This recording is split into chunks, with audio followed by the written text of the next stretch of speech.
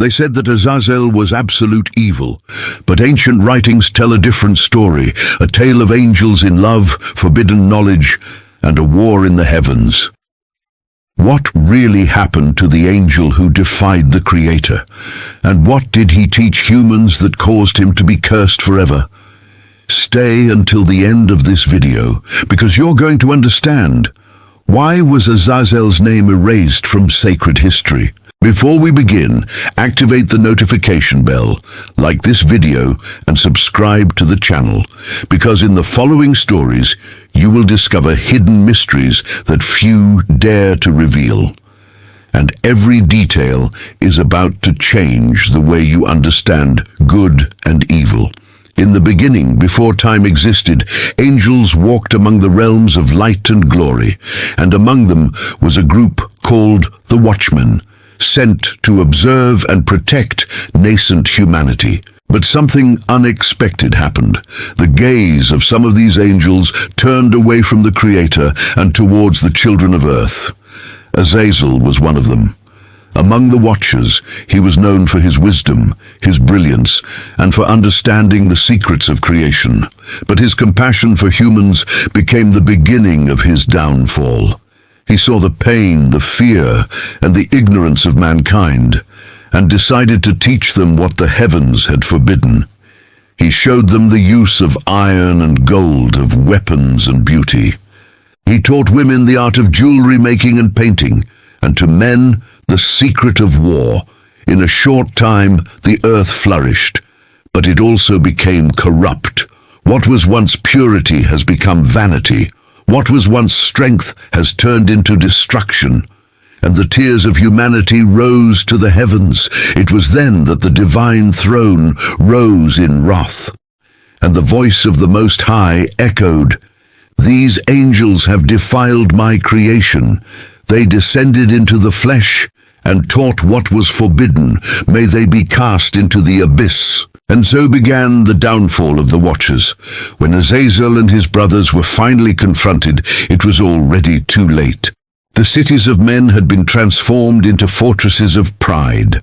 Blood flowed across the plains, and the giants, sons of angels and daughters of men, ruled the earth with brutality. The Book of Enoch describes, "And the angels, sons of heaven, saw that the daughters of men were beautiful, and they took wives for themselves and taught them spells and enchantments." The heavens trembled. The archangels Michael, Raphael, Gabriel, and Uriel were ordered to descend, and each of them carried a mission to capture the rebels and restore balance. But Azazel was different.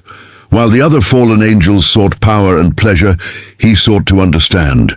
For him, knowledge was not an offense, it was a path to liberation, and that is why in many ancient traditions, Azazel is not seen merely as a demon, but as the bearer of forbidden wisdom.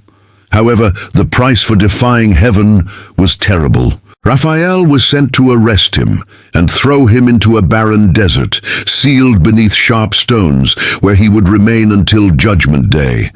And the Lord said, "Cover him with darkness, and let him never see the light again. For he has defiled the earth with knowledge that did not belong to him. But even in the darkness his name has not been forgotten." While Azazel remained imprisoned in the desert of Dudael, humanity felt the echo of his teachings. Civilizations grew, empires arose, and knowledge, once forbidden, spread throughout the world. But there's something curious. In ancient texts of the Hebrew tradition and in ancient rituals, the name of Azazel continued to be invoked. No Day of Atonement. 2 goats were chosen, one for the Lord and the other for Azazel. One was sacrificed, the other sent into the desert, symbolically carrying the sins of the people. Azazel had turned the symbol of expelled sin, the burden of humanity. But for some scholars, this ritual was not a curse. It was a reminder, a sign that even in error, there is redemption. Time passed, but the echoes of his story persisted. In Dead Sea Scrolls, apocryphal texts, and even occult traditions, his name appears as one who still awaits final judgment. What if The abyss in which he was trapped wasn't just a physical place. What if the true abyss were oblivion, the silencing of truth? The skies were covered in fire. The trumpets echoed among the mountains of Eden, and the archangels gathered the fallen for judgment.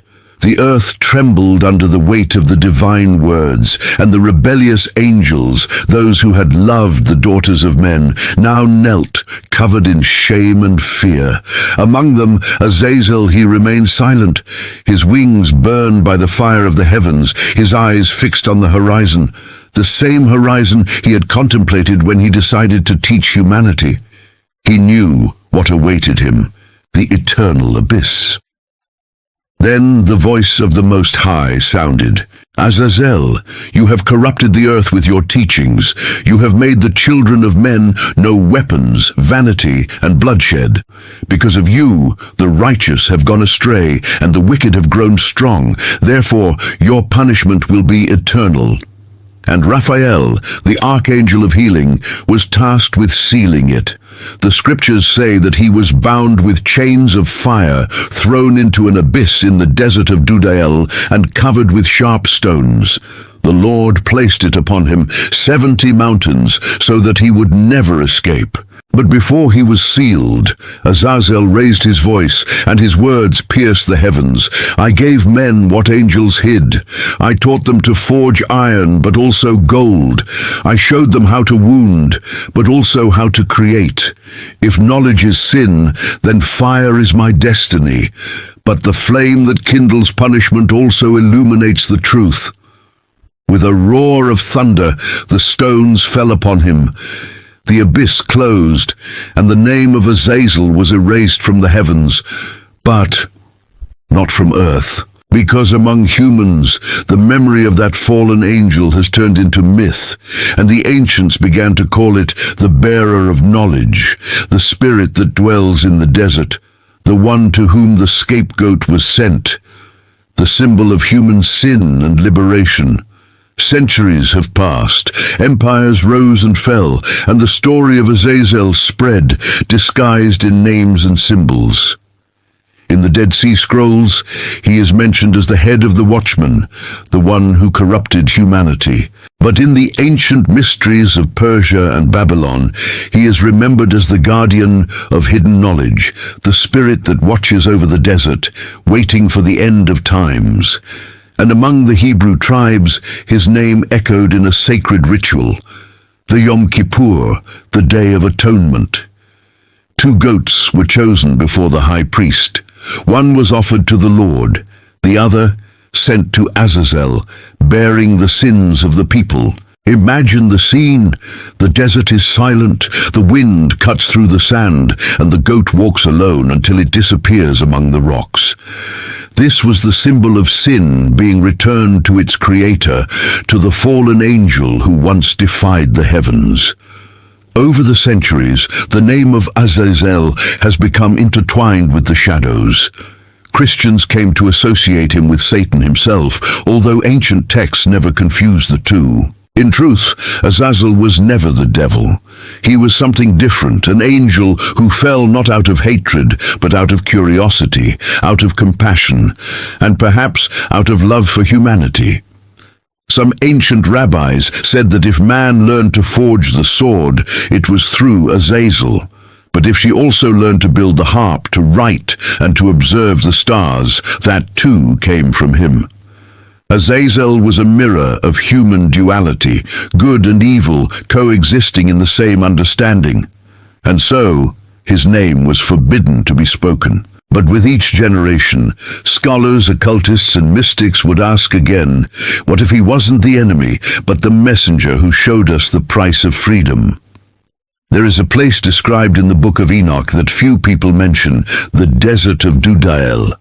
According to the ancients, it was there that Azazel was imprisoned, a place of sharp stones where the sun never sets and the silence echoes like an eternal scream.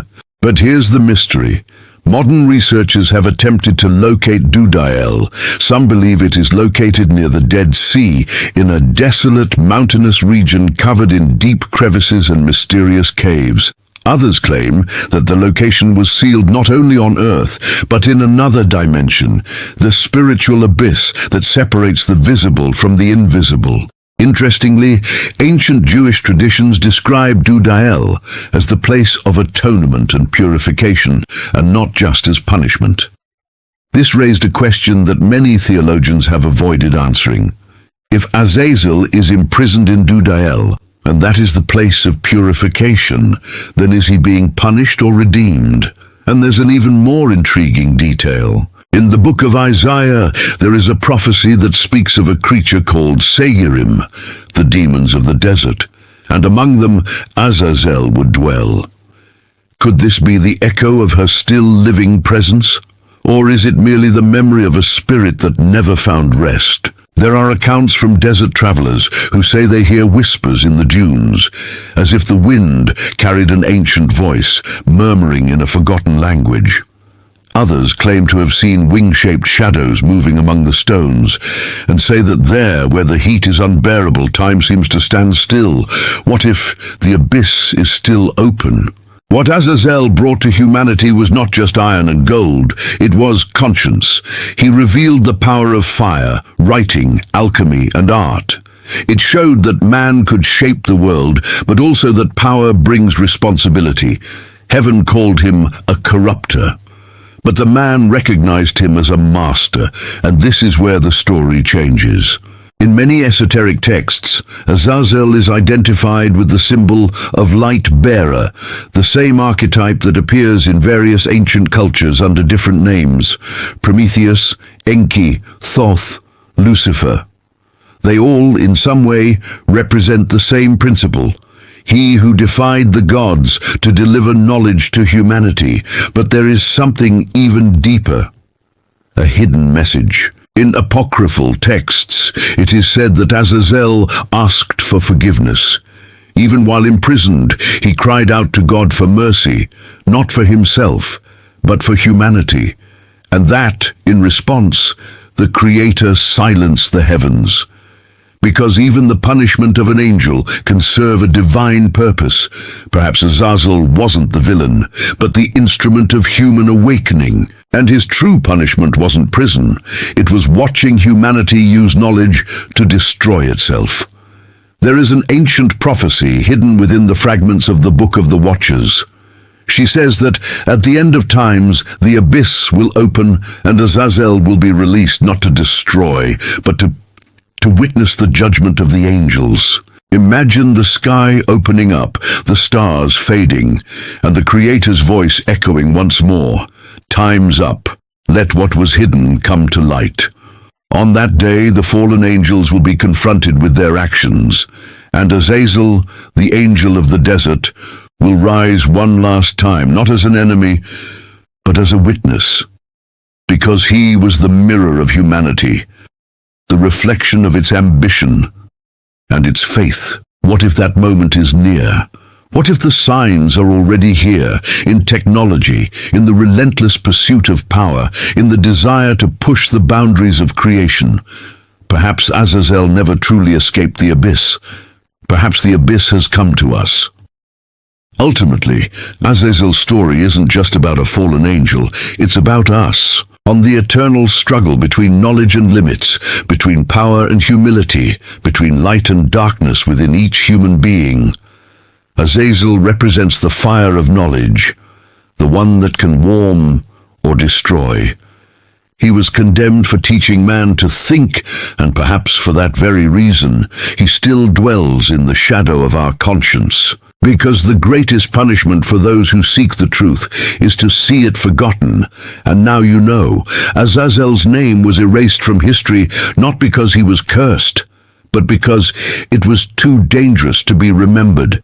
If you've made it this far, it means you're one of those who seek to understand what lies beyond the obvious. Then like this video, share and subscribe to the channel, because in the next episode, we're going to reveal what happened to the other fallen angels, and the secret of the abyss that still speaks.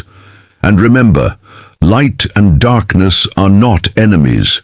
They are merely two sides of the same mystery.